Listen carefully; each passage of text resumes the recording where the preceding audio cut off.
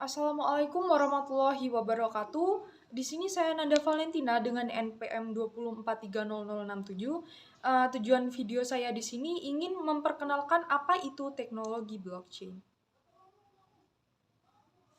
Jadi, blockchain adalah transaksi digital catatan yang diatur dalam potongan data yang disebut dengan blok.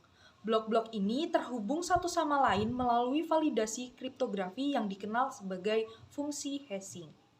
Kemudian, dalam blok-blok ini membentuk rantai yang tidak terputus. Sebuah blockchain terdapat program untuk mencatat tidak hanya transaksi keuangan, tapi hampir semua yang berharga. Nama lain untuk blockchain sendiri adalah buku besar yang terdistribusi, atau juga bisa disebut dengan distributed ledger. Blockchain sendiri merupakan salah satu teknologi yang digunakan untuk mengelola dan merekam transaksi secara terdesentralisasi.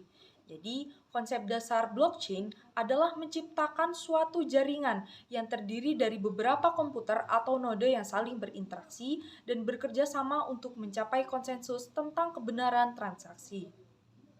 Berbicara tentang motivasi di balik adanya blockchain. Di balik motivasi adanya blockchain, salah satu faktor yang mendukung utama di balik menciptakannya teknologi blockchain adalah masalah kepercayaan. Masalah kepercayaan tersebut yang ada dalam sistem-sistem tradisional. Beberapa masalah kepercayaan yang dihadapi dalam sistem konvensional dapat meliputi yang pertama, adanya kepercayaan pada pihak tengah. Biasanya banyak transaksi dan interaksi dalam sistem konvensional yang melibatkan pihak ketiga atau pihak tengah. Misalnya seperti pada bank, notaris, atau lembaga keuangan lainnya.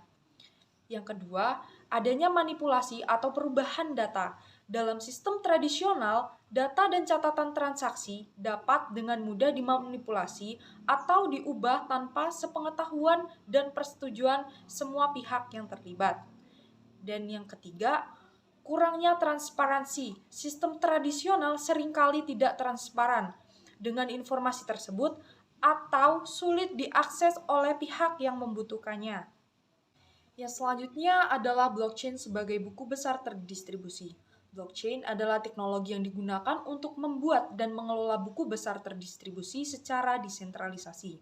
Buku besar terdesentralisasi adalah catatan transaksi yang disimpan di banyak komputer atau node yang terhubung dalam jaringan. Setiap node memiliki salinan lengkap dari buku besar dan mereka bekerja sama untuk memverifikasi, mencatat, dan menyimpan transaksi baru. Mengatasi masalah kepercayaan dengan desentralisasi blockchain.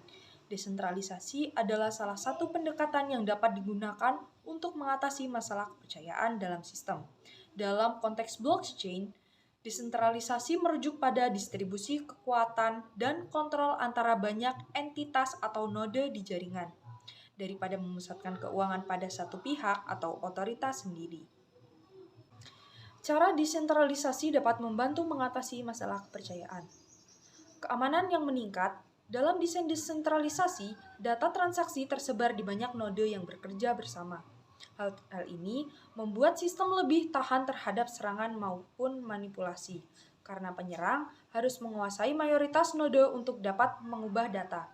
Dengan demikian, desentralisasi dapat meningkatkan keamanan dan integritas data. Penting untuk diingat bahwa meskipun desentralisasi dapat membantu mengatasi masalah kepercayaan, itu bukan solusi yang sempurna untuk semua situasi. Masih ada tantangan dan keterbatasan dalam menetapkan desentralisasi, seperti stabilitas, efisien, dan koordinasi.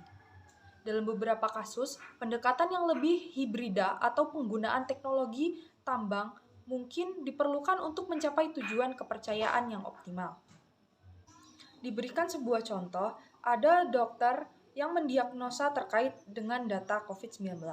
Misalnya, dokter kedatangan pasien untuk memeriksa atau mengecek dengan sebuah protokol tertentu. Kemudian dia bilang pasien tersebut sudah menderita atau terjangkit virus COVID-19.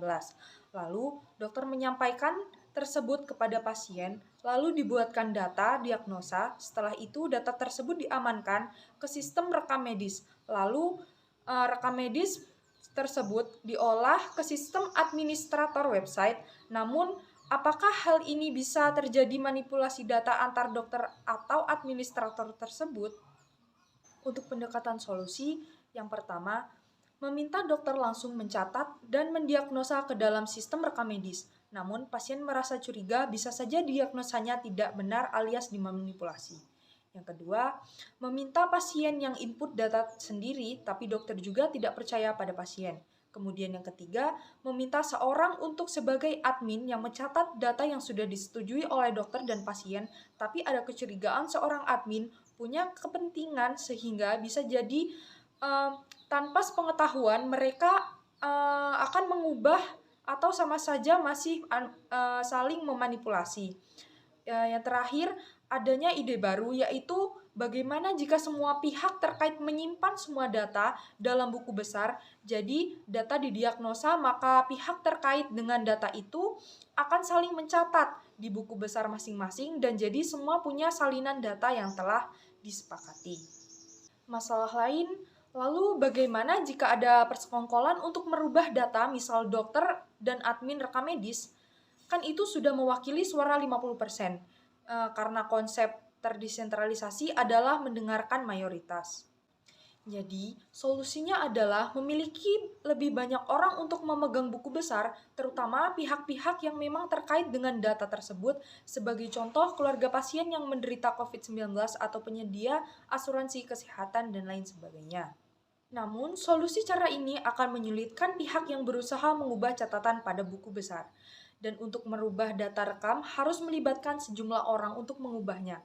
Merekam semua pada saat yang sama, yang merupakan urusan memakan waktu, dan inilah ide kuncinya di belakang konsep blockchain. Blockchain sebagai buku besar terdistribusi. Kita telah memahami lebih banyak tentang konsep buku besar terdistribusi.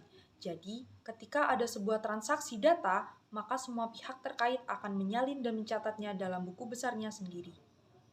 Untuk solusinya, setiap transaksi data akan dikelompokkan menjadi satu blok. Karena akan terjadi banyak transaksi, maka blok-blok tersebut dihubungkan secara bersamaan ke kriptografik.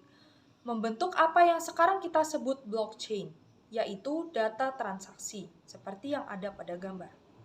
Kesimpulan, basis data dan institusi terpusat dapat bekerja dengan baik jika adanya kepercayaan pada sistem hukum, pemerintah, badan pengatur, dan orang-orang.